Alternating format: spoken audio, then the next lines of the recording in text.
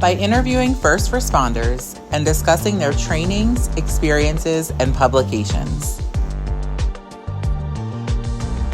Black and Blue airs weekly at 7 p.m. Eastern Standard Time. Tune in. Wrestling really kind of fed my soul. Track and field. I like, the whole athletics, but I was teeny, so I'm not going to be on basketball. I'm not going to be a football star. I just loved, wrestling. Right before graduation, me and some buddies went out and kind of talked about how I was small. We were going to a huge keg party. And in the desert party, 30 kegs, backyard bands, that sort of stuff. Luckily we had a designated driver. And to date myself, this was an AMC Pacer in the 70s. And we're coming back from this party. There was too many guys and not enough girls. So, of course, a fight breaks out. That's what always happens. Yes, it does. Yeah. So as we're driving back, we're behind this slow-moving vehicle. Fortunately, the vehicle behind us, which was a Javelin, again, dating myself. It's kind of like if you will. Okay. And it ended up passing on the right side of this desert road, 2-lane bus control. Right as they were trying to get back on, they crashed. They ended up careening into a power pole. The transformer blew up. It was just, at that moment, as our designated driver slowing down, I had this, I don't even know what you call it, obsession, a compulsion. I had to get out of that car and run to the vehicle that was in distress, a one vehicle accident. Going down, bless his heart, Ben, the driver, and I couldn't contain myself. I literally jumped out the window of the car, ran to this vehicle that had collided into this power pole and wrapped around it. I tried to open the outer door, if you will, and now knowing what we know being cops, we know that's the least likely door you're going to open. Exactly. And it was dark. I run around the front. I trip over something. I'm kind of like in a push-up position with my hands on the ground, and it's like mush. And it's like, this is a desert. There's no water. There's no mush. There's desert. And I realize I'm literally in this, position, this, prone, if you will, position on a body. Is this young girl who was ejected out of the windshield. And this is time before the tempered glass. So the shards of the windshield just was a meat grinder, bless her heart. Wow. Wide open. She was dead right where she lay. I froze probably for, I don't know how long, truth be told, but by the time I realized what was going on, I got up, went to the other side where the impact was able to open the door. My buddies joined me. So obviously I wasn't, stalled too long in that shock.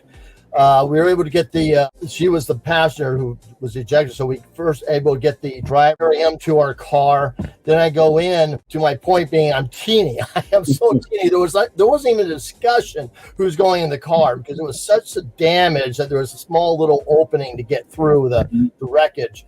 And so I get in, we get out the backseat passenger. I'm feeling pretty good about myself. We all are. We go back, and by this time we realize the car is on. It's not like in the movies where it explodes. I know that can happen, but it was a small trickle and just kind of building in from the trunk area. It's a 2-door kind of car, big sports car. As I'm going through to get the last person, a young lady, blonde hair, still see it vividly in my eyes. Wow. I reach her, and I how when you go through something tragic, time kind of goes slow. Yeah. You can precise thoughts. You can see the blades of grass. I mean, having been in a few shootings, things just slow down to where you just deal with it. I remember thinking as I put my hands on her, Mom is going to be so happy with me. Whoever this mom is, and I was a product of a single mother, so I guess that's why I went right to the mom. I was thinking, she's going to love me. I'm saving her princess. And I start to pull on her, and she won't budge. I cannot get her out because the lap seat belt. So, luckily I didn't freeze. I go down, I try to unhook, press it by a simple button mechanism, the type of seat belts that we currently have today from the old style. I could not open it. Just reach the back end. I'm getting, the little pricks. My body's betraying me. I'm keep reacting to the I'm telling myself, I got one more shot at this, right? So I go back, there's scars from it.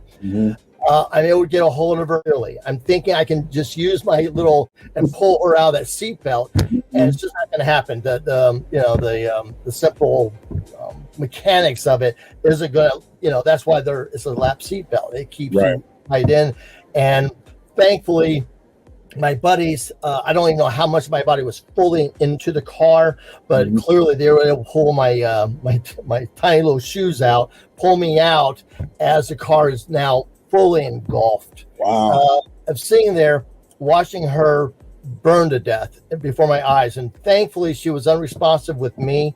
Otherwise, maybe we might have been able to figure out something, get her out. But thankfully, she was unresponsive, and so I don't have that pain, that horror of her screaming. But the way the fires, having been a homicide guy, you know how the fire reacts with your appendages and bend and so forth, and almost like a fetal kind of thing. And that's what she was doing in the fire, just automatic, if you will. Cried like a baby. I'm just sitting there. Later, what I got out of it was I was able to react to a horrific event, didn't panic, and though I realized the reality of these things, the harsh reality of these one vehicle accidents, never survives without a blemish. Earl Burns' death, doing the right thing, being seatbelted in.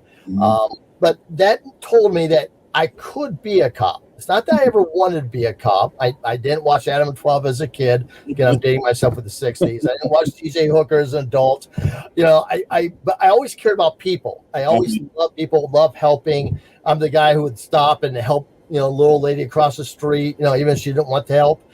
That was who I was. It made sense for me to be a cop, but it really wasn't until I joined the Army. Married guy, right out of high school, got married. And there's two things my wife realized very quickly. One is she didn't want to be married. And the second, she didn't want to be a mother. So I was left with a 6-month-old baby. Wow. Father, as you know, buddy, in the Army, I don't know how it is now or when you were in, but there was no mechanism for a single father airborne. I mean, you need to go to field exercise. You're going to field exercise. You figure it out. Yep. So I did my 4 years and got out. And the reason I became a cop, there's so many great stories out there, like with you, your father, something 9/11 happens, people want to be a cop, all these good stories. Mine was self-interest. I had a young son, was still in diapers, and I needed some security. So I became a cop, but it ended up serving me well. Wow. Interesting enough that, no matter what the reason you got into the job, it turned out to be very beneficial. You learned a lot from it. And not only did you learn a lot, you're able to give back in the form of your podcast and your book. But before we continue, I want to say that heartfelt story. I'm sorry that I know that's a monumental moment in your life. And it's also in the book. When I remember hearing you describe it, I'm like, wow. And I know, surviving it. Obviously, I can't say the same for the bank robber, but I got a lot of attention. And next thing I know, they're wanting me to go up to bike squad, the street crimes unit, stuff like that. I can't, if you will, hide and patrol anymore. I'm being called out, and it's one of those things like in the Army. When someone asks for you, you go. You just do. You know what I mean? It's one of those things. So I ended up becoming a detective, and man, loved it. I wasn't the best street cop. I love saving lives, but I was no, I was not a big difference maker in keeping the city safe at night. Not at buck 50. I'm not, but I love detective work. I love the follow up. I love catching criminals. I found myself working, up to sex crimes because of some personal issues of life. With my family, I really always had a penchant, I guess, wanting to solve those type of crimes. Gotcha. So I worked sex crimes. I had some homicide ones that I worked, sadly, and I just loved it.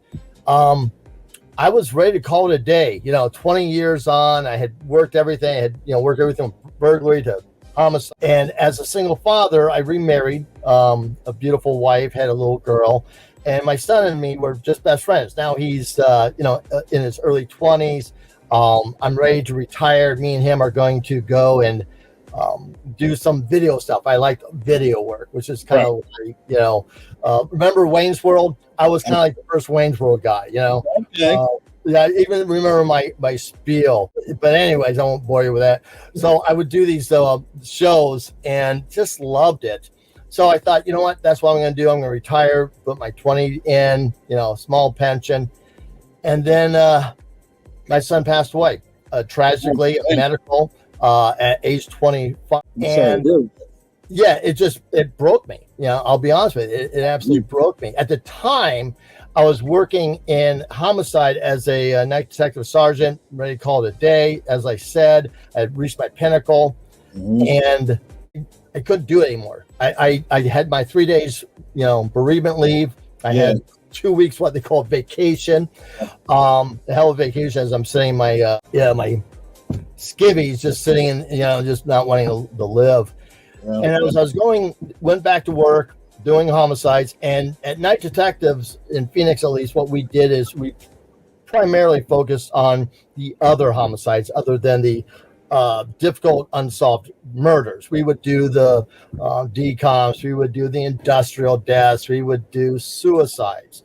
And this happened on December 20th. So in the December, suicides were bad. November, December, and January is worst time for suicides. People are either really, really happy or really, really sad. And I would be going to these suicides, looking at these young men, and I would see my son. And it was just, I couldn't do it.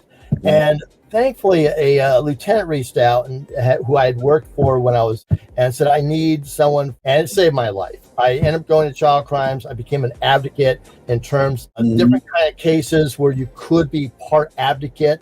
First thing we tell them is you're in a safe place, and then we can hand them a doll, and then we can talk about, good touch, bad touch, and all those sort of things. And so that instilled in me this advocacy where I really didn't have that. I had this life-saving session, but I wasn't a bleeding heart kind of guy. I just wasn't, put bad guys away and say, well, that's all I want to do. And now because of child crimes, I just really embraced that part of me. And that went into my next phase, which was really the end cap of my career, which to a 30-year career, was fourth back in my early days. Pale and average. I loved the camera, even though the camera, and that was a perfect gig because I had worked everything from burglary to homicide, so I could really tap into those crimes that through the mechanism community. Your barroom shootings, every barroom shooting, there's witnesses that know who did it. So all the hit and runs, where you can really talk about a very difficult to solve crime where you don't even have a crime scene. Now you can talk about how the person's going to change. I remember one particular one that was devastating with his poor father. He had loads of money. He kept wanting to throw a bunch of money at it. And I was like, hey, I just need some TV time, some live TV time where I can talk about how this person will change. This person who drove a white truck. How many white trucks are there in the world? But I was able to talk about the time, the location, think in terms of this might be a mode where this is where he might travel every week. We have to kind of make that leap to see if we can cultivate some tips, and then talk about how this person will change, because there's more good people than bad people. Immensely so. As cops, we see the bad, right? But even though there's so many good people, it's a small fraction of the bad that are repetitive offenders. So talk about the likelihood that this was just a normal guy who didn't have the moral compass to stop. The young man was jaywalking, and so that tip, that my articulating that type of criminal profile, if you will, of wrong place, wrong time, lack of moral compass, did wrong thing, might have been coming from work was an odd time. Nailed it. The owner called who he worked for, said, this guy, he wants to leave the country. He's, from Mexico, blah, blah, blah. It was the guy. So those type of crimes can be solved through Crime Stoppers where, so I love it, buddy. My sad, I always call it my happy meter was picked. The PTS that you see in our